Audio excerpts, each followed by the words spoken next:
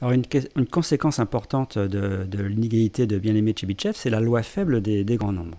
Alors je rappelle, hein, vous avez donc une variable aléatoire x et dont vous connaissez l'espérance et la variance, et vous prenez un échantillon de taille n de cette variable aléatoire x. Et on considère mn, c'est la somme des xi sur n. Donc mn, c'est en fait la moyenne des valeurs du xi. Alors il y a le cas particulier du schéma de Bernoulli, où en fait x, c'est la loi de Bernoulli. Hein. Et mu, ici, c'est la probabilité de succès. Bien. Alors on avait trouvé cette inégalité. La probabilité que mn soit entre mu moins delta et mu plus delta est supérieure à ça. Et ça, quel que soit le réel delta strictement positif. Donc ça veut dire que cette probabilité, ici que j'ai encadrée en rouge, elle est inférieure ou égale à 1, puisque c'est une probabilité, et elle est supérieure ou égale à ça. 1 moins v de x sur n delta carré. Et on va faire la limite quand n tend vers plus l'infini. Quand n tend vers plus l'infini, je vous rappelle que v de x est une constante, et delta carré aussi. Donc ça tend vers 0, et donc ça tend vers 1. Donc quand n tend vers plus l'infini, ça va tendre vers 1, puisque c'est compris entre 1 et quelque chose qui tend vers 1. Donc on obtient le résultat suivant. Alors voilà ce qu'on obtient. On obtient cette limite. Et ça s'appelle la loi faible des grands nombres. Alors il va falloir comprendre ce que signifie cette limite en revenant sur ce qu'on disait en seconde ou en première, ou même ce que j'ai dit moi dans certaines vidéos sur les probabilités. Alors il va falloir donner un sens à cette limite. Alors d'abord, rappelez une chose, que si la variable aléatoire x au départ, hein, ici, elle a un nombre fini d'éventualités, un nombre fini de valeurs possibles, eh bien mn, qui est donc la somme des xi dans un échantillon de taille n divisé par n, eh bien prend également un nombre fini de valeurs. Bien. Et on sait que quand on a un univers qui est fini, dire que la probabilité vaut 1, ça veut dire que c'est sûr, c'est certain. Alors là, je n'ai pas dit que la probabilité valait 1, on a dit que c'était la limite, quand n tend vers plus l'infini, de cette probabilité qui vaut 1, c'est la limite qui vaut 1. Donc, ce n'est pas certain que ceci se produise, mais plus n est grand, plus on a de certitude que cela se produira. Alors on va dire que c'est presque sûr, plus n est grand, plus on a de chances que effectivement ceci se réalise. On est presque certain se réalisera dès lors que n est de plus en plus grand.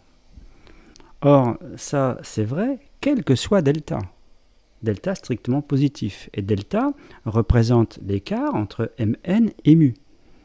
Donc delta peut être très très très petit, et on sait donc que ça représente l'écart entre mn et mu. Et on sait que cet événement se produira presque sûrement quand n est de plus en plus grand. Donc concrètement, ça veut dire que mn se rapproche de mu. Alors, c'est une façon simpliste de dire que mn se rapproche de mu. On dira que mn tend vers mu. Alors, ce n'est pas la limite au sens qui a été vu en analyse avec des nombres. On dit que ça tend vers mu en probabilité. C'est une convergence en probabilité de mn vers mu, quand n tend vers plus l'infini. Et je rappelle que mn, c'est la moyenne des valeurs prises par xi. Donc si on reprend le contexte, vous vous rappelez, on a la variable aléatoire x.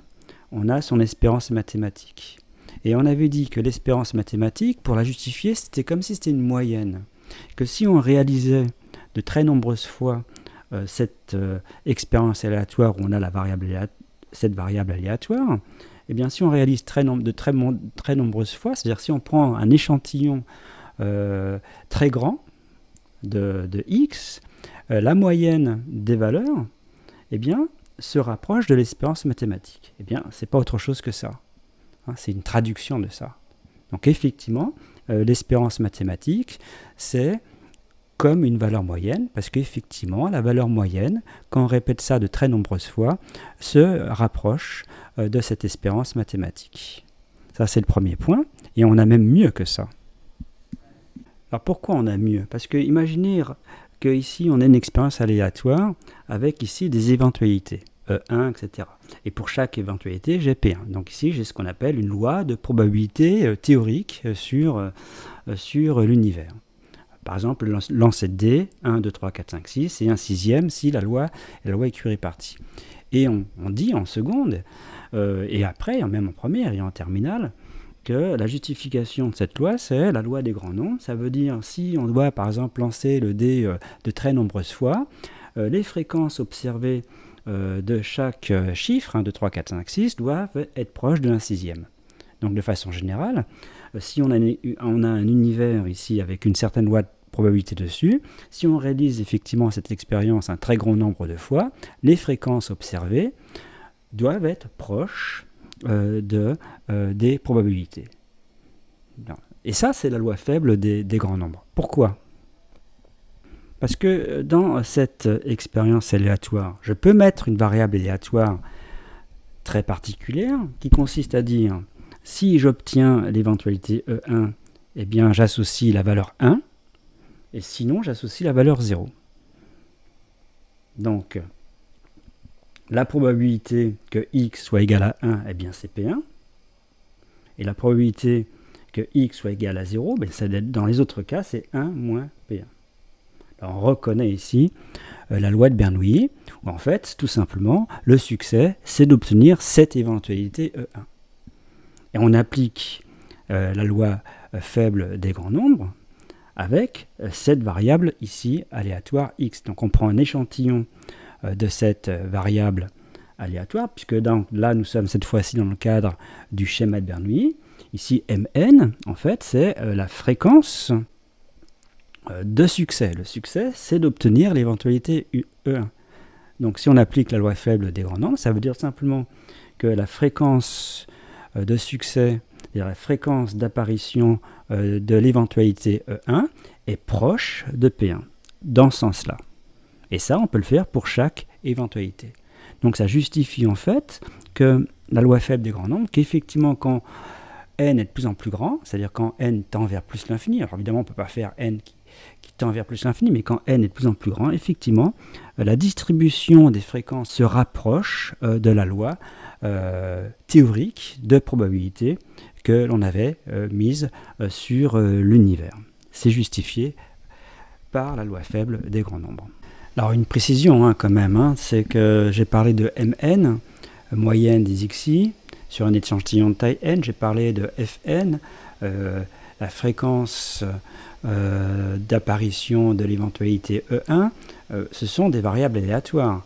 Donc concrètement, on réalise un échantillon de taille n, et ce qu'on prend, c'est la moyenne observée, c'est la valeur prise par Mn, ou la fréquence, la valeur prise par Fn, c'est-à-dire la fréquence observée.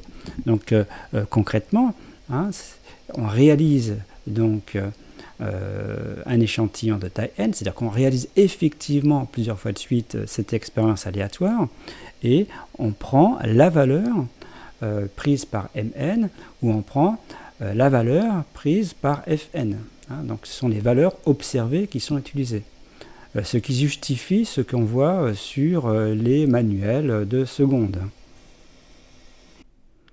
Alors voilà ce que pose l'IREM de l'Université de Lille, et dans un document sur les probabilités qui rappelle la loi faible des grands nombres énoncée dans un manuel de première. Donc dans le manuel de première, il est écrit: pour une expérience donnée, dans le modèle défini par une probabilité P, les distributions des fréquences calculées sur des séries de taille n se rapprochent de P quand n devient grand. Alors ici, P, c'est en fait la loi de probabilité sur un univers. L'univers, c'est E1, etc., EK. Bien. Et les fréquences calculées sur un échantillon de taille n, c'est justement Fi de n. Et cette phrase-là, ça revient à dire que la limite de Fi de n, c'est Pi quand n tend vers plus l'infini. Donc, c'est pas exactement nous ce qu'on a dit, mais c'est une façon de traduire la loi faible des grands nombres. Hein, la loi des grands nombres, en fait, précise ce qu'on entend par cette limite-là. Hein, c'est pas tout à fait exactement la même chose. Alors là, c'est pour illustrer mon propos. Hein, je me suis permis de prendre un document trouvé en ligne, un document proposé par Daniel Montrard qui utilise GeoGebra. Donc en fait, ici, il y a une simulation de n lancers. Donc le nombre de lancers, c'est en abscisse, et en ordonnée, c'est en fait la fréquence observée de face sur les n lancers. Bon, donc la loi des grands nombres dit que plus n est grand, plus cette fréquence observée est donc proche de la probabilité théorique qui est ici 1,5. Et c'est exactement ce qu'on voit, c'est-à-dire que les points rouges ici, c'est ce qu'on observe. Hein. Et vous voyez bien que plus n est grand, plus ce qu'on observe doit être proche de 1,5. C'est une traduction de la loi faible des grands nombres, et c'est effectivement ce que l'on observe hein, quand on simule ici 500 lancers. Donc c'est 500 hein, seulement, on aurait pu prendre plus, et là si on fait chaque fois qu'on bouge, on fait ici d'autres simulations de 500 lancers, donc ici de 0 lancés à 50 lancés. Alors vous voyez qu'on n'en lance que 50, hein, 50 lancés, bon, il peut y avoir la fréquence observée peut effectivement s'écarter de 1,5. Mais encore une fois, vous voyez, il y a bien un phénomène asymptotique autour de 1,5. Donc ça c'est pour illustrer en fait la loi faible des grands nombres.